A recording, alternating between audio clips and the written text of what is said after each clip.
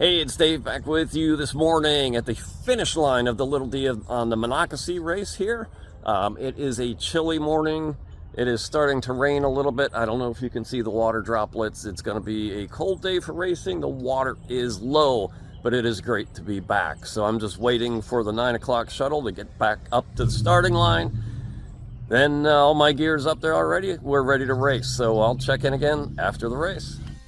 The Little D on the Monocacy Kayak and Canoe Race 2024. Here I am getting into my boat and draining my shoes. And there's some other paddlers there. Just kind of warming up just above the starting line. I'm facing upstream. And here I take off to warm up a little bit. This is going upstream above the finish line. Then I'll spin around here and join the start of the race. Here is the start of the race. Now this is the 12-mile race. There's also a 6-mile version. The 6-mile version starts here at the starting line and goes straight to the finish line.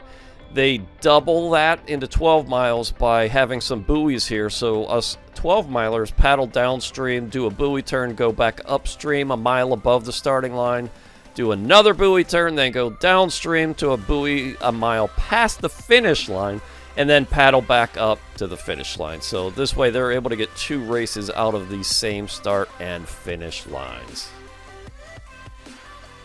This is the very early phase of the race where everybody's just kind of falling into some sort of rhythm here and the pack is spreading out. I think it's scientifically proven that the more stickers there are on a canoe, the faster that canoe is.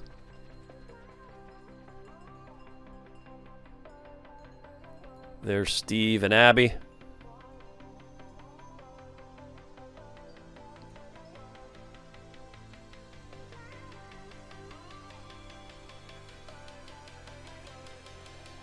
So I'll just let you enjoy some of the sights here. Now there's Chris Norbury there on my right. We passed the first buoy at this point and we're paddling back upstream. And I kind of kept him in sight for most of the way until we got toward the original starting line. And then he found some better lines through that section getting upstream. And then I kind of watched his back at a growing distance the whole rest of the race. There's no such thing as professional kayak racing. This is just a gentleman's and gentlewoman's sport. We're weekend warriors. This is our chosen fitness routine for the most part. We just love kayaking, and then the ability to go out and compete against others in a friendly competition is just something that appeals to us. Here we are punching up through a rapid. We're hugging the riverbank to the right there to kind of catch an eddy line to make it easier to get upstream, but every so often there's an obstacle and you have to get into the mainstream and push up through it. There's another obstacle, bit of a tree laying in the river there. And you see me going left when Chris went right. Here we're getting back up to the original starting line. That's the bridge we started under. So here we're just still working our way upstream. Chris chose river left, I chose river right. And now these people have done the upper buoy turn and they're heading back downstream. There's Aaron Baldwin and the other Westside Boat Shop kayak in the race today. That was a Westside Boat Shop Wave Excel. I was paddling the Westside Boat Shop Wave Exceed here.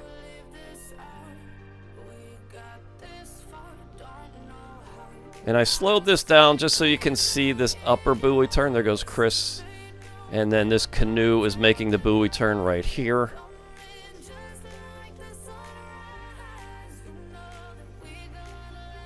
And then I file in right after them.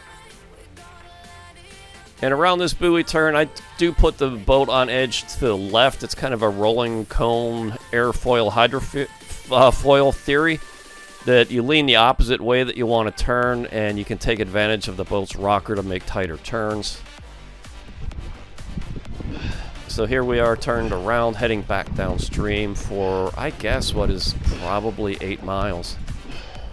Like I said, you paddle a mile past the finish line and have to do one last buoy turn to head back up. So just enjoy.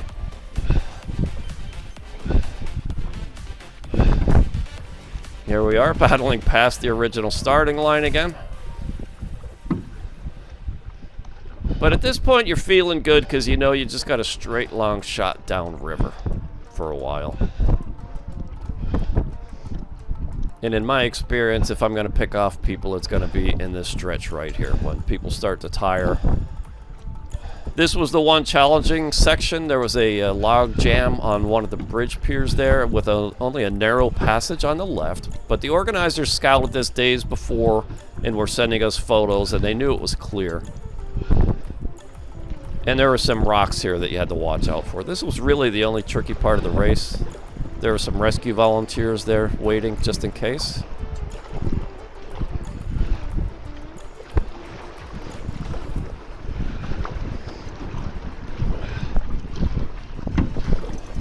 There you heard the only slight rock tap on my boat. Thank you for being here. I'm thanking the volunteers there. It's just always great to have rescue personnel there just standing by in case anybody has any issues. But yeah, you heard the one contact I had with a rock there. It was just a slight tap of the boat getting through that section. But it was clear the rest of the way. No more contact with rocks or the bottom of the river. Now we're getting down toward the finish line here. And in a moment, you're going to see it start to rain pretty heavily, which was a little bit irritating. Here comes the rain. So now we've already gone the mile past the finish line and did a buoy turn, and we're heading back upriver to the finish line. And this was, this last mile is pretty, challenging mentally because in your mind, you're done with the race. You passed the finish line, but you got to do this one last mile upriver. And there are a couple rapids here that you have to punch through. I was at a long, skinny boat. I give all the credit in the world to the people who did this in whitewater boats who had to do this at the end of 11 miles to do this stretch back up for that last mile. They really had to work hard. There you see Chris at the finish line with some wonderful volunteers just sitting there in the rain waiting to call out numbers and keep track of the time and help us get out of the water. Thank you so much, everybody who volunteers and helps with this event. There's Stephanie.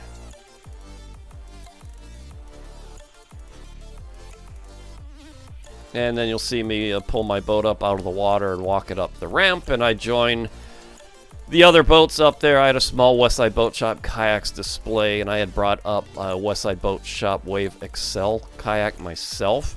So there were 3 Westside boats here, only 2 were in the race. I originally thought I would allow people to do test paddles, but it was so rainy by the end of this race, I don't think anybody really wanted to get back on the river in the rain. But there I am. There's Aaron, Stephanie, and Chris.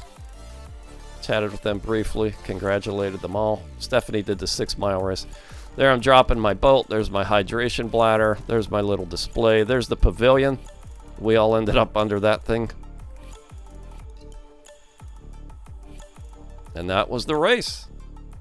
Little D on the Monocacy. So there you go. Little D on the Monocacy race 2024.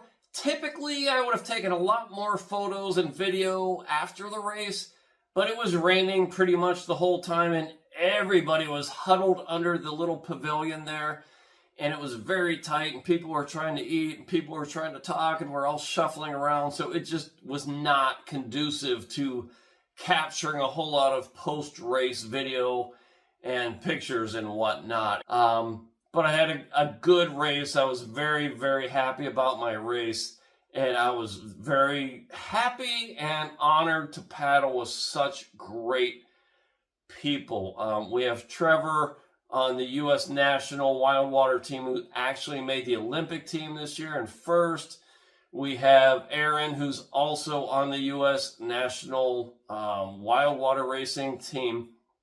And Chris Norbury, just an amazing paddler who actually trains some of our Olympic athletes and top paddlers how to paddle.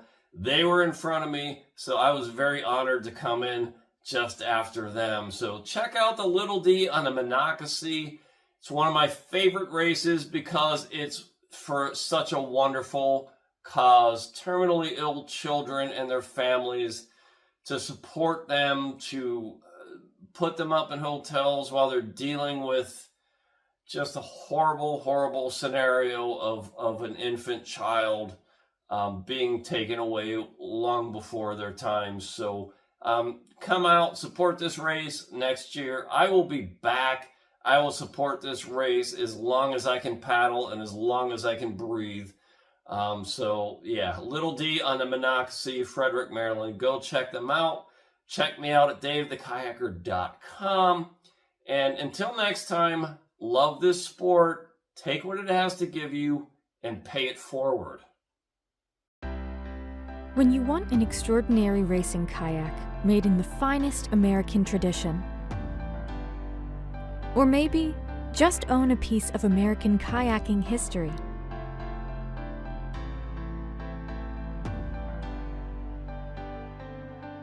you want a West Side Boat Shop kayak, now available from davethekayaker.com.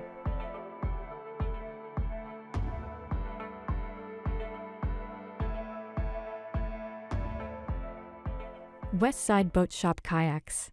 The tradition continues.